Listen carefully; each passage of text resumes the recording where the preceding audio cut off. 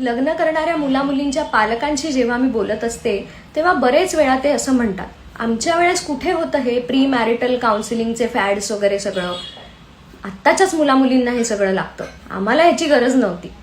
तर त्या आई वडिलांना माझं एक म्हणणं आहे की आपला देश 50 वर्षापूर्वी जसा होता आणि आत्ता जसा आहे ह्याच्यात फार तफावत आहे. तेव्हा अन्न वस्त्र निवारा ह्या बेसिक गोष्टींमध्येच आपण खूप स्ट्रगल करत होतो. त्याचप्रमाणे लग्नाकडे बघायचा दृष्टिकोन सुद्धा आजकालच्या मुलामुलींचा फार बदललाय. तेव्हा लग्न फक्त सोयीसाठी केलं जात होतं. आत्ताच्या मुलामुलींना लग्नामधून फक्त जोडीदार नकोय, तर मित्र किंवा मैत्रीण सुद्धा हवी आहे. बरोबर ना? तर जेव्हा अशा इतक्या गोष्टी बदलतायत, त्याचप्रमाणे लग्नासाठी जोडीदार जेव्हा तुम्ही शोधत असता तर तो जोडीदार शोधण्याची प्रक्रिया सुद्धा बदलली नसेल का?